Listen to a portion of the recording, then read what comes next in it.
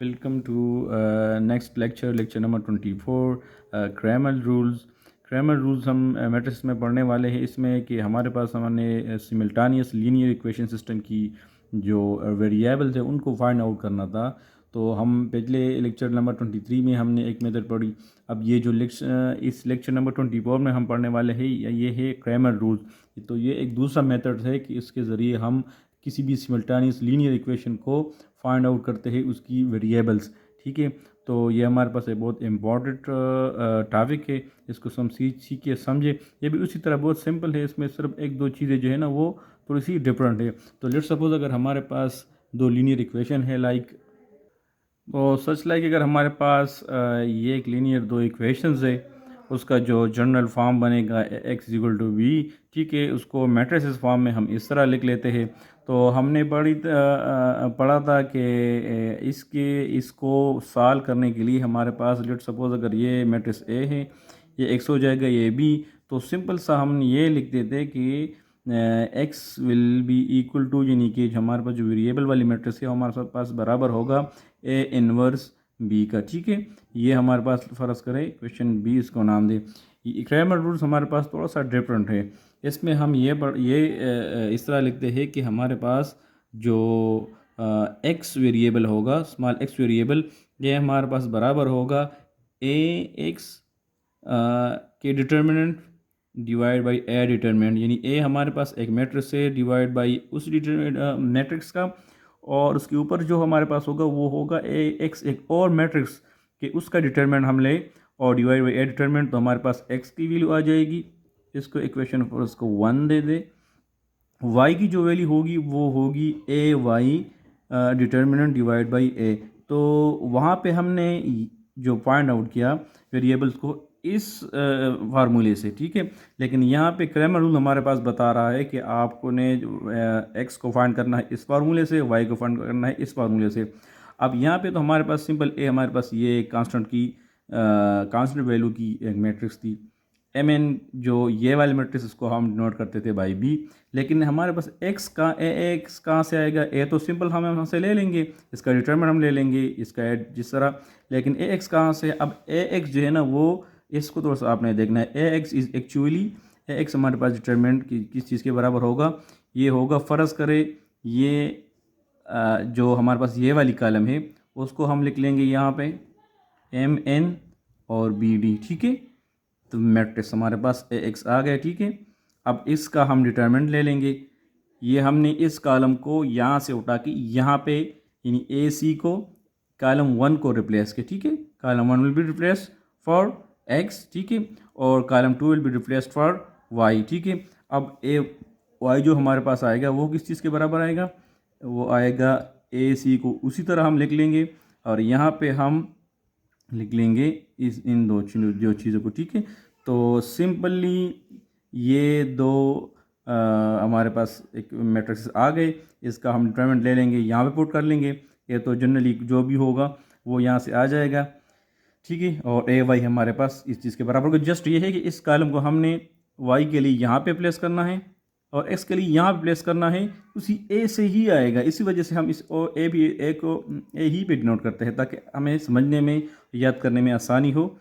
लेकिन एक्स के लिए हम ये वाली कॉलम रिप्लेस करते हैं, वाई के लिए हम दूसरी वाली कॉलम यानी C2 फॉर वाई रिप्लेस करते हैं। ठीक है, और सिंपली इसका डिटरमिनेंट ले लेंगे और यहाँ पे पुट कर लेंगे, एक डिटरमिनेंट ले लेंगे, ये पुट कर लेंगे इस तरह। तो हमारे पास एक्स और वाई की वैल्यू आ जाएगी। अच्छा, इससे पहले अगर हमने एक छोटी सी चीज़ को नोट करनी है ताकि वो क्रैमर रूल में भी हम नोट करते हैं कि अगर A determinant is not equal to 0 then only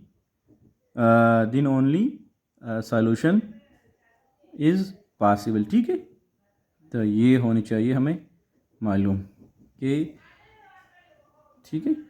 तो इस इंशाल्लाह एक क्वेश्चन भी थोड़ा सा गो थ्रू करते हैं और उसके बाद जो है ना एक्सरसाइज में भी थोड़ी सी चीज़ें जो है ना वो देख लेंगे, समझ लेंगे। इसके एक्सरसाइज में फिर हमारे पास कुछ थियोरेटिकल इक्वेशंस है।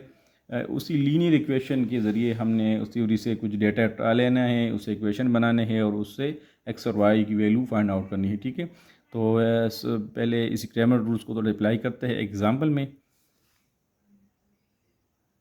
अच्छा, बुक में जो एक्स वाई की वैल्यू उन्होंने फाइंड आउट की हुई है, थोड़े से फार्मूले उन्होंने कम्प्लेक्स रखे हुए हैं।